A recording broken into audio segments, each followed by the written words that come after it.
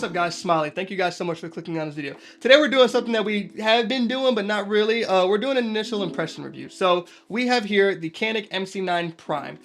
First and foremost, shout out to CANiK. We were fortunate enough to receive one of these. Thank you guys so much. Let's talk about my opinion. So initially, I was not a huge fan of CANiK. If you guys know me, if you guys talk to me personally, if you guys like, yo, I got a CANiK, I'm gonna be like, cool, bro. Like, nice gun. But I wasn't like, yo, here's my money, CANiK. There wasn't too many guns that kind of made me jump out of my seat that wanted them. This year at SHOT Show, when they had announced they were releasing the MC9 Prime, some of my friends got them here and was like, hey, you need to go check that out, because they know I'm a 365 lover boy. I'm in love with my SIG and I carry it all the time. A lot of my friends were like, yo, this is gonna rival that. You want to go check it out. So I went over to their booth and I was like, damn. That's some fire right there, CANiK. What you got going on? And it was just the fact of all the features, which we're going to get into today, and then we're going to talk about my initial thoughts. So out of the box, what do you get? CANiK is known for giving a lot of people everything, which, you know, that is one part I did like about them. I felt like whenever you purchased the CANiK, that they did everything in their power to make sure you can kind of go to the range that day. So you get this super nice carrying case right here. You got your little gold plated thing right here, or your gold colored thing. And on the inside, you have a box, and the box comes with your G-Code holster, which is a quality holster. If you guys have been in the game for a while, you know G-Code was running the holster game for a minute. Like, if you didn't have a G-Code, you weren't that guy. Probably, I say 4 or 5 years ago.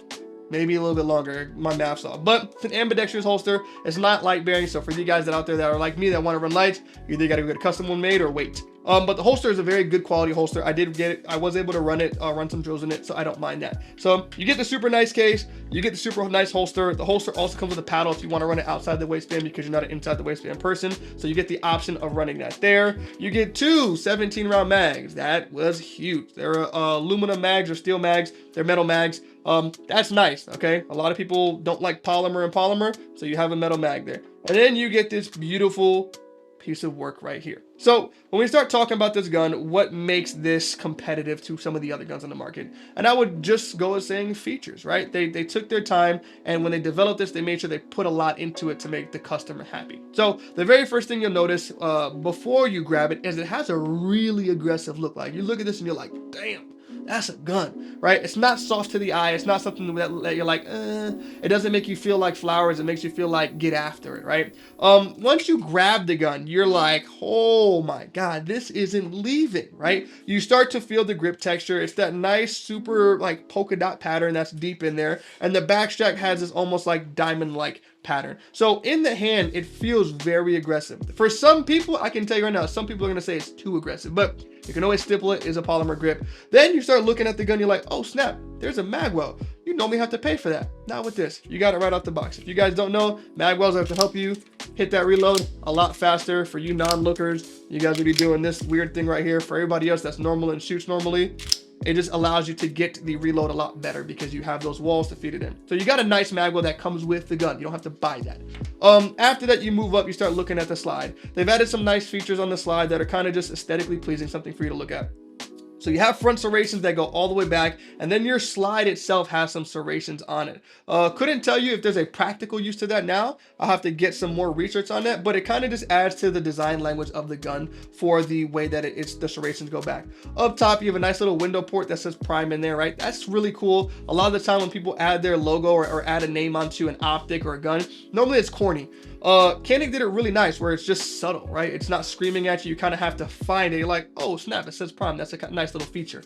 Then you start looking in the front of the slide and you start noticing there's window cuts in front of the large one. And you're like, oh, the barrels are ported. That's nice too, right? Especially if you haven't shot it or held the gun before. Me shooting it and holding it before, I know that it had that. But if you're someone that goes there and you're like, are those ports? That's kind of going to be the reaction that I assume most people have if you know what ports are. So it is ported. The ports are sitting at the 10, 12, and 2 o'clock position is the best way I can explain it. Some people would look at it and think, you know, 3, 9, and 12 where it's like kind of like this. It's not. It's more like this, a little bit closer together. The cool thing about these ports are they're not super aggressive.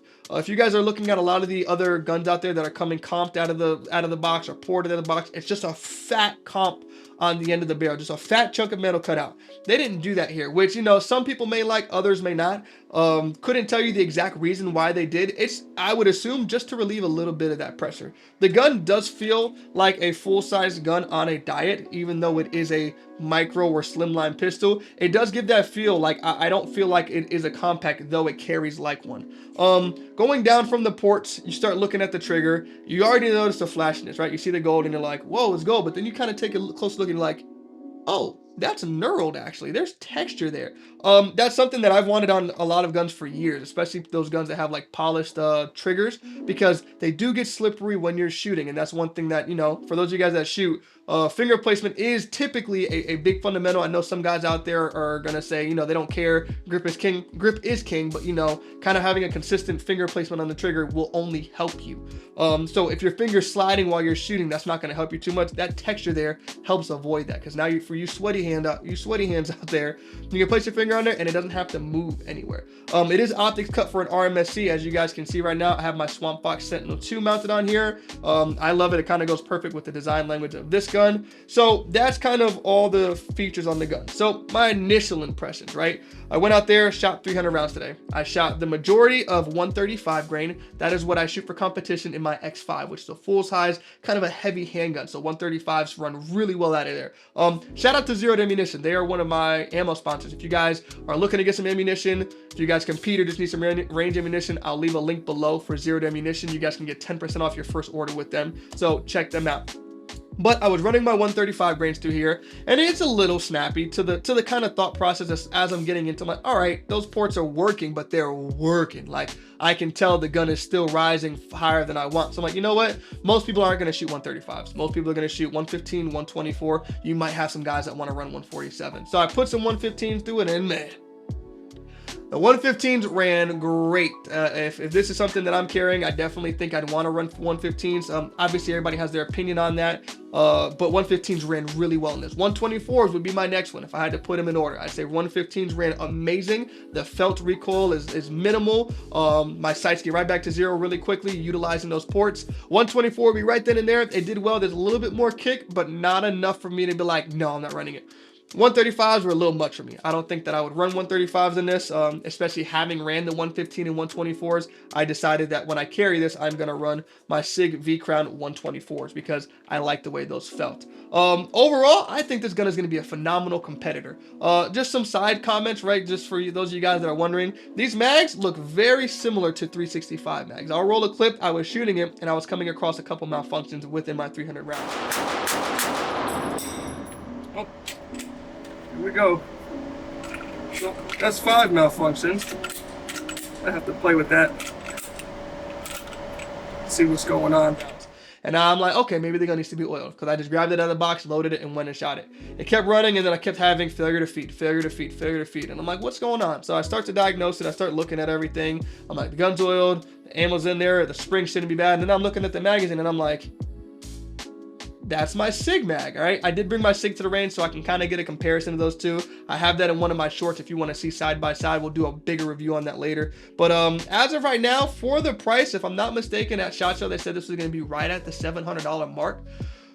That's amazing for everything you're going to get here. For you not having to really rely on the aftermarket, for CANiK thinking of the customer and saying, you know what, we want to bring the aftermarket to them, but with us. We want them to have everything they're going to chase, and that's going to be sought after for the aftermarket. We're going to put it in the gun now, so you don't have to search for it. I think that's really dope, considering the fact that most people are going to buy an $800 gun or $700 gun, and then go out there, spend $125 for a trigger, send it off to get ported. That's another $125 to $150, and then like so on and so forth, just putting money into a gun that you've already paid for. You get this out of the box, it is ready to go. The other thing, like I mentioned, having it come with the holster is really, really cool, because if you're someone that likes to get something dry fire and train, you can get right into it. So, but I'm not going to bore you guys. Again, we should be doing the official review probably at the 1,000 round mark, just because I shot 300 rounds today. I want to push it a little bit further, see if I can induce some failures, or if some failures just happen to come up. So that's all I have for now. Thank you guys for watching. Don't forget to like, comment, subscribe. Let me know what you think. Let me know what you think the biggest competitor to the MC9 Prime is going to be.